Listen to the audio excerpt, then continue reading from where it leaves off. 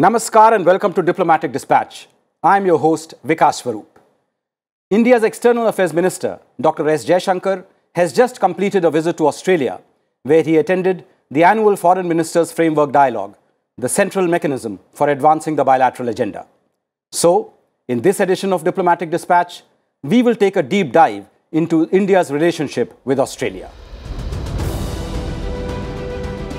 Ties between India and Australia started right from the time when European settlement began in Australia in 1788. All trade to and from the penal colony of New South Wales was controlled by the British East India Company through Kolkata.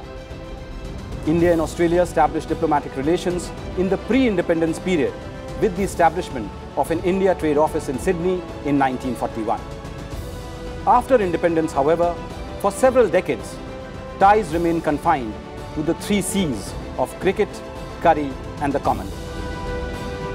Eventually, shared values and converging interests brought India and Australia closer.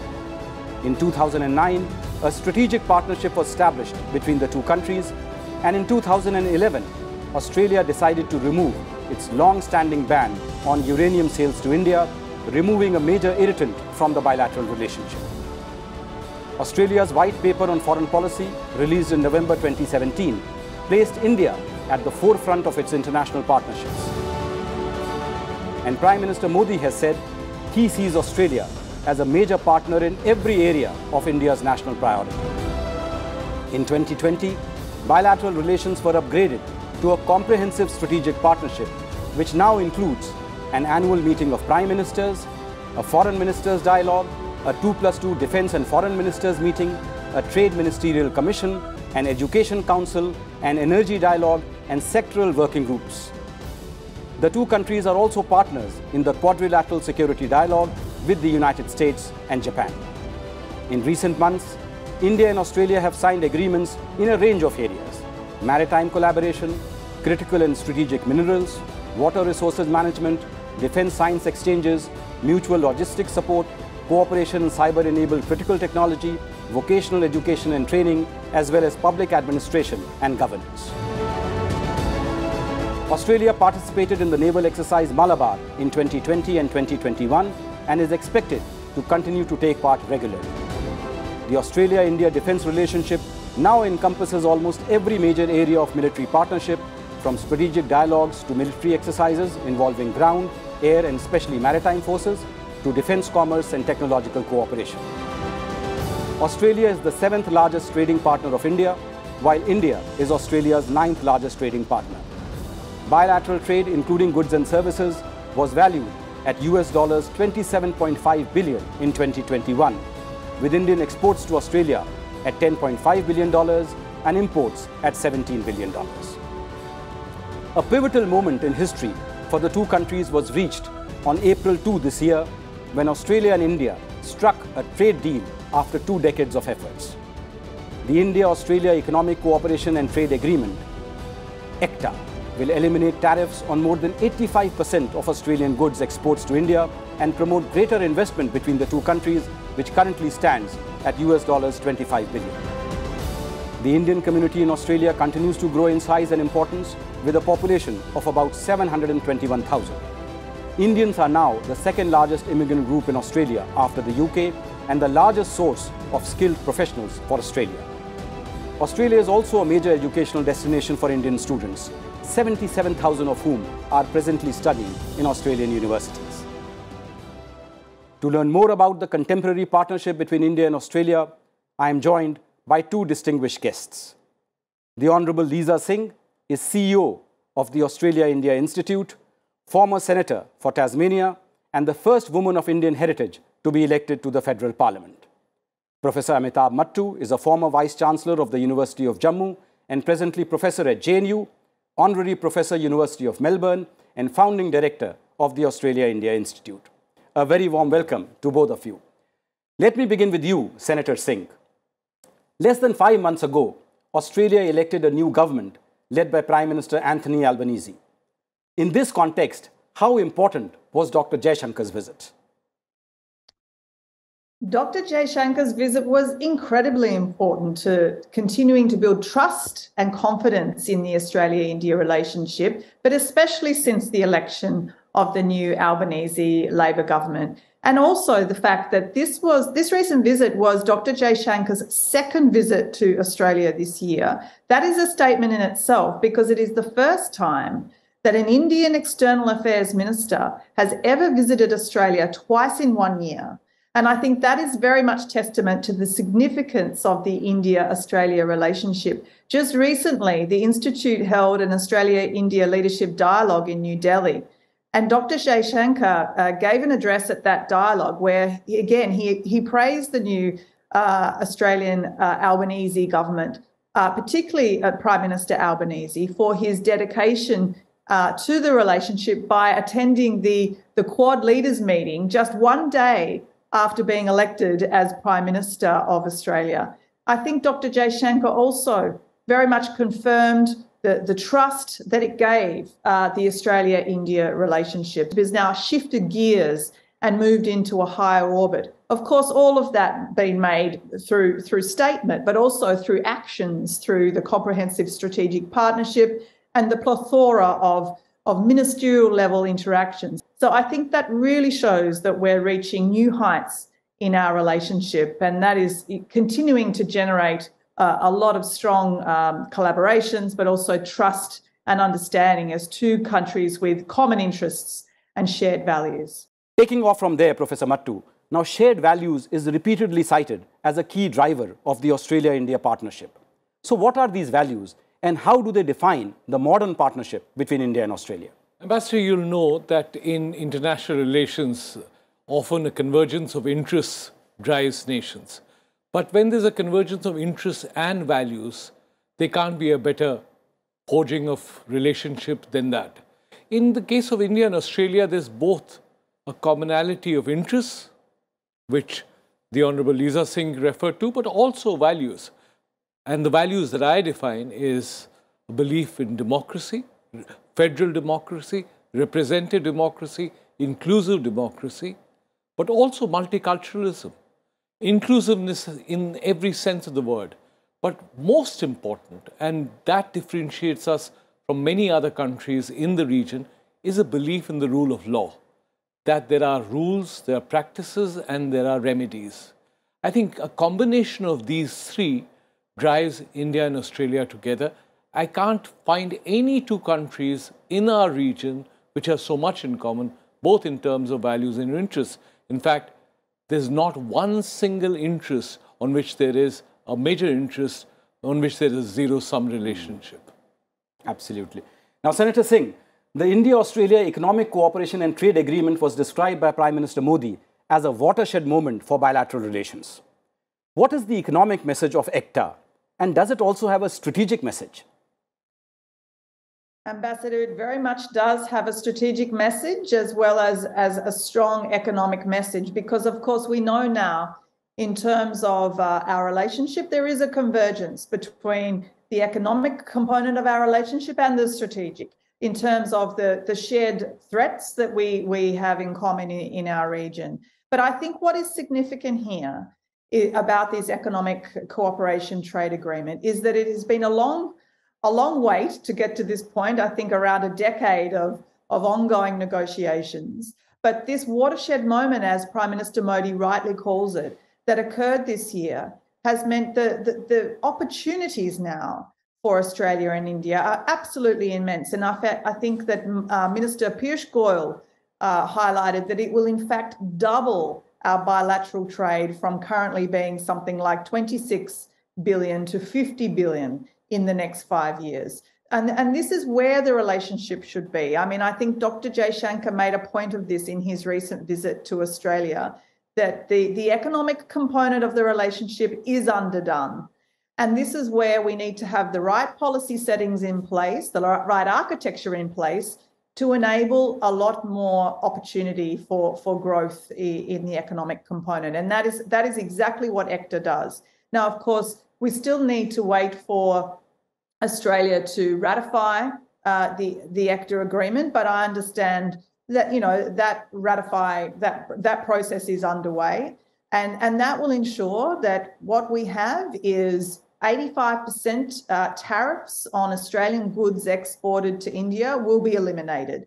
And that's from agricultural products to critical minerals and health products, and a similar outcome on the India side in terms of tariff-free goods to Australia. So it is a win-win for both of our countries.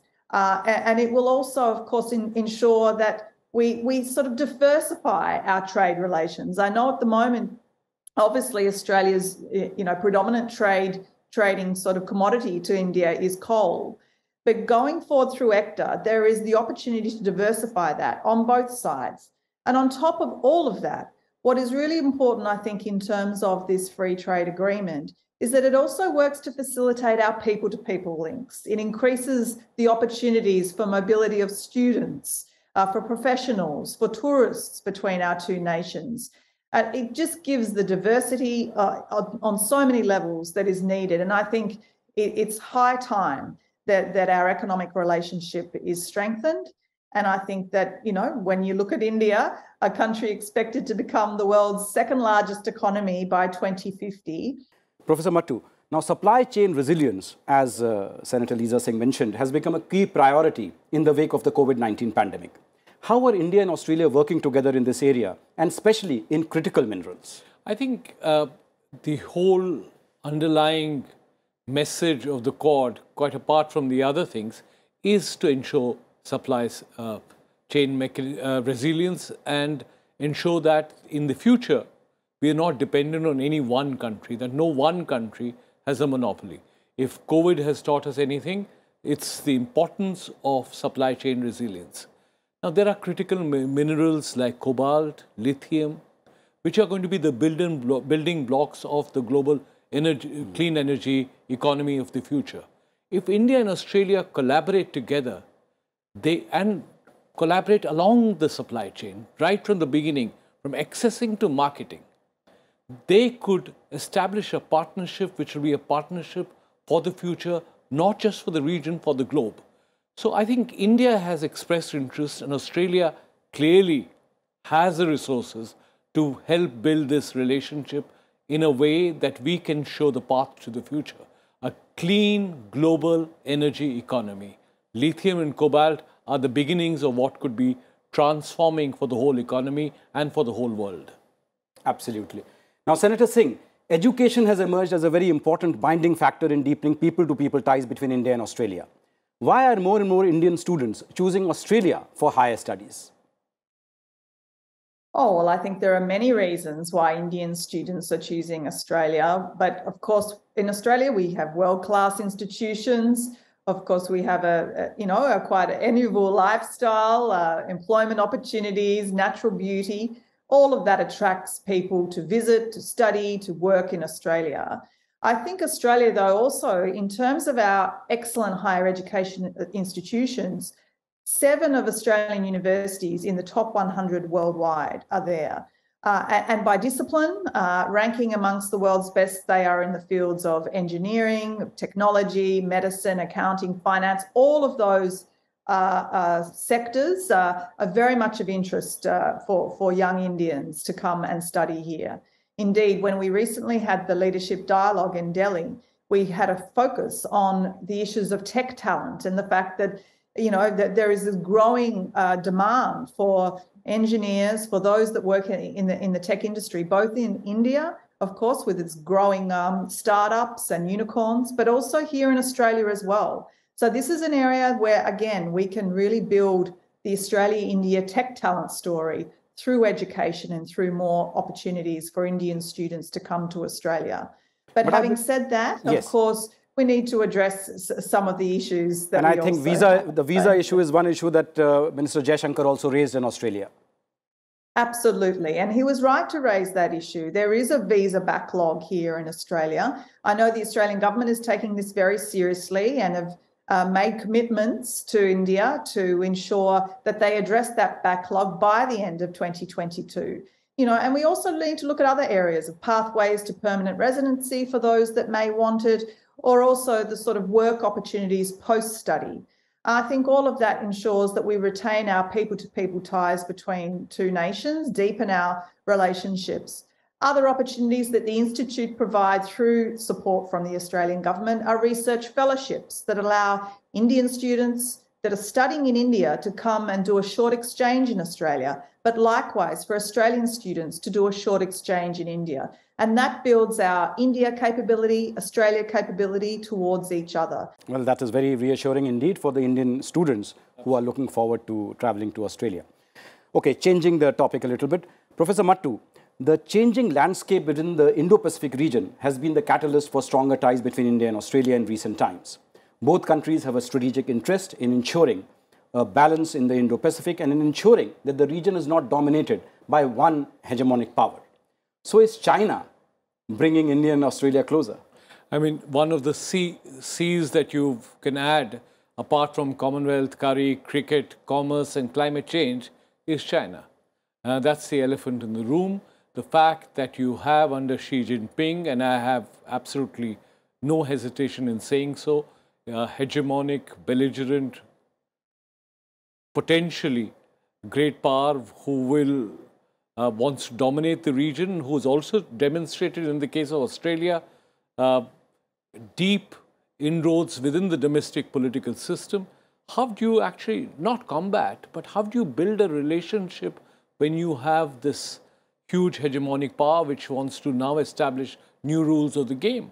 I think India, Australia, at the very least, to add another C, need to have a conversation, and they're having that conversation, and also perhaps developed a common strategy. The Quad is one mechanism, but there is a bilateral way in which you can try and understand what's happening in China. You know, sinologists often have told us that commerce would somehow mitigate or socialize China into the international system, but on the other hand, commerce has not mitigated the impact of China. It seems to have actually catalyzed China into becoming even more assertive. Now, Australia has had a great relationship with China. The former Prime Minister of Australia, Kevin Rudd, has just written a book on Xi Jinping. So I think it is important to have a conversation, a robust conversation, in which we can frankly, brutally often, introspect and talk about China and realize that this is probably going to be a key factor which will impact on our relationships. Is there a way in which we can manage China? Senator Singh, now China was also the factor which brought both India and Australia together as part of the Quad, which has emerged as a key platform for ensuring progress, prosperity and stability and security in the Indo-Pacific region. How does Australia see its membership of the Quad, and how is it different from its membership of AUKUS? Look, that is a very good question. I just want to pick up one point from Professor Mattoo, because he raises a very good point that there does need to be a strong narrative around strategic alignment of our two nations. I think this is where our relationship is the closest. We've grown the closest, we've deepened the closest because of our geopolitical and strategic alignment. And that, of course, has come through the Quad, because we have now this convergence on regional stability on the one hand, but also the promotion of a rules-based order. And that is exactly what both Australia and India continue to engage with through our diplomatic network dedicated to a free and open Indo-Pacific as a key pillar of the Quad. Of course, that is the Quad. But on the other hand, AUKUS is purely constructed as a security partnership focused on deepening defence capabilities and technologies with the United States and the United Kingdom. And of course, through that is a component of that is Australia's acquisition of nuclear-powered submarines being at the core. But of course, AUKUS is committed to securing also a prosperous and secure Indo-Pacific, just as much as the Quad is. I think, though, that Australia has gone to some considerable lengths to demonstrate that AUKUS is not a threat to the Quad and other critical regional architecture, particularly ASEAN. The AUKUS, whilst it was a surprise to perhaps Indonesia and Malaysia, who expressed some concern at the time, I think Australia has responded well by ensuring that the scope of AUKUS is purely defence technology and capability, and also stressed AUKUS's dedication to ASEAN centrality. So clearly there are differences, but AUKUS is constructed purely as a defence technology partnership, whereas the Quad focuses on a much broader range of issues that face the Indo-Pacific region, including supply chain resilience, humanitarian aid, climate change, vaccine diplomacy, of course, which has been central for India's contribution through the Quad.